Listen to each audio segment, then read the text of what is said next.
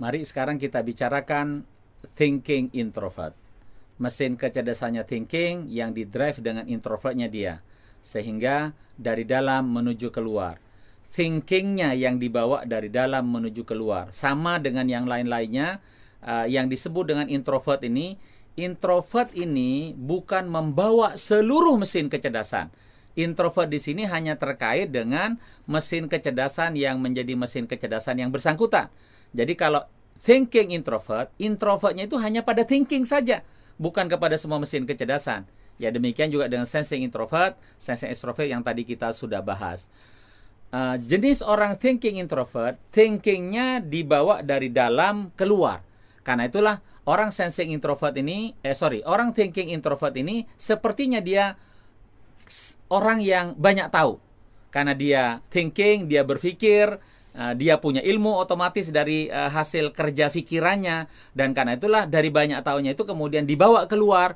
Maka orang thinking introvert ini memiliki banyak referensi, banyak pusaka, banyak pengetahuan, banyak memori yang dia bisa uraikan kepada orang lain.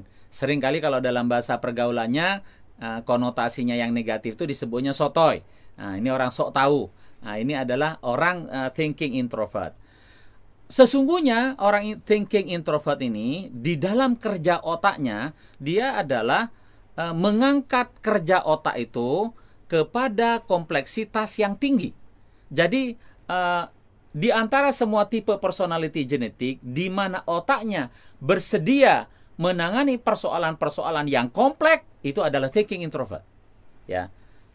Tetapi dia memiliki tools, memiliki alat, memiliki cara bagaimana situasi yang kompleks itu dikendalikan, yaitu dengan framework, dengan kerangka kerja. Orang thinking introvert sangat mahir di dalam membuat kerangka kerja, di dalam membuat sistematika, sehingga pikiran yang kompleks itu menjadi sistematis jika ada di tangannya orang thinking introvert. Nah, karena itulah mengapa orang thinking introvert ini dia bersedia untuk menjadi orang yang begitu spesialis di profesinya. Karena dia punya ketajaman mikroskopik, dia berpikir sampai mentok sedalam-dalamnya, itu dimiliki oleh dia kemampuannya. Karena orang thinking introvert berpikir kalau ke atas dia kompleks, kalau ke dalam, kalau ke bawah dia mendalam, sangat mikroskopik. Nah, itu kemampuan yang membuat orang thinking introvert itu sanggup untuk menjadi seorang spesialis pada profesinya. Ya, kerangka kerja menjadi keutamaan di mana dia berpikir, dan tentu saja ketika dia menganalisa sesuatu, analisanya selalu diposisikan untuk mendapat sesuatu yang lebih baik. Kita menyebutnya adalah efektivitas. Dia selalu akan berpikir bagaimana kerangka kerja tadi bila dipraktekkan, bila diimplementasikan, bila dijadikan sebagai rencana itu melahirkan perbaikan, melahirkan efektivitas. Terutama yang paling penting bagi dia melahirkan bargaining position yang lebih bagus buat dia, meningkatkan jabatan dia, meningkatkan tahta dia. Nah, itu adalah orang thinking introvert.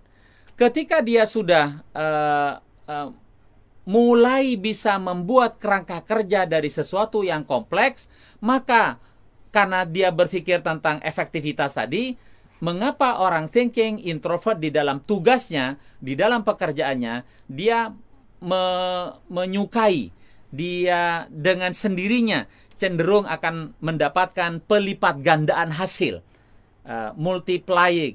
Nah, ini adalah sesuatu yang memang orang thinking introvert menyukai, melipat gandakan hasil.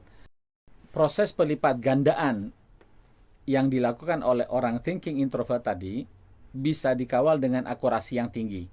Karena dia memiliki rentang yang sangat bagus. Mau mendalam secara mikroskopik dia mampu, mau naik ke atas menjadi lebih kompleks dia mampu. Sehingga pengawalan terhadap pelipat gandaan itu memiliki ciri khas yang sangat menempel pada orang thinking introvert, yaitu adalah akurasi. Ya. Nah, bagaimana cara orang thinking introvert dalam urusan bercinta? Ya, memang sesungguhnya orang thinking, mau yang introvert ataupun yang extrovert, dia bercinta menggunakan kerangka-kerangka kerja dengan logika-logika. Maka orang thinking, khususnya yang introvert, itu adalah dia berani mempertimbangkan iya dan tidak, memutuskan seseorang ini diterima atau tidak setelah dia menimbang-nimbang dengan timbangan logika apa baik buruknya buat dia, apa untung ruginya buat dia, apa manfaatnya buat dia. Segala sesuatunya ditakar menggunakan kerangka logika, ya. Dan karena itulah di dalam rumah tangga bagi orang thinking introvert, dia akan menata bagaimana pasangan suami istri itu bukanlah hanya semata-mata hubungan emosional, tetapi dialah seolah-olah, meskipun ini urusan percintaan, seolah-olah seperti hubungan kerja. Semua ada kerangkanya, semua ada sistematikanya, semua ada pembagian tugasnya yang jelas. Orang thinking introvert itu memastikan segala sesuatunya itu tertangani dengan baik, ya. Nah, mampukah orang thinking introvert menjadi seorang CEO? Justru memang inilah yang menjadi keunggulannya orang sensing introvert. Ketika dia berada pada middle management, untuk dia merangsek naik ke atas, dia memiliki keunggulan. Di mana keunggulannya? Dia memutuskan dengan logika yang dalam, yang kompleks, yang kemudian dia berpikir dikaitkan dengan hasil, dia bisa memaintain akurasinya. Jadi segala macam yang berbau kehebatan logika ini dimiliki secara tajam oleh orang thinking introvert, tidak dimiliki oleh personality genetik yang lain. Jadi ketika beradu tentang direction, tentang target, how to achieve, tentang planning, tentang membuat taktik-taktik yang sistematis menuju kepada tercapainya target, itu orang thinking introvert adalah jagonya. Maka dia sangat berpeluang untuk menjadi seorang CEO. Ya, dia memang punya kemampuan mengelola tahta, mengelola kekuasaan dengan managerialship-nya. Ya, dengan aturan main yang dia buat, dengan sistem yang dia kendalikan, dengan kedalaman, dengan kekomplekan, dengan sistematika, dengan kerangka kerja sebagaimana yang tadi saya jelaskan. Disitulah menjadi selling point-nya seorang thinking introvert. Dan dia adalah orang yang memiliki banyak pengetahuan. Dan dari banyak pengetahuannya itu kemudian orang thinking introvert itu yang kaya dengan database, yang kaya dengan pengalaman-pengalaman yang sudah diolah, disistematikan oleh orang thinking introvert menjadi kekuatan tertentu, sehingga orang thinking introvert bisa berkompetisi dengan orang lain karena memiliki kemampuan mengelola proses lebih handal. Itulah yang disebut dengan managerialship.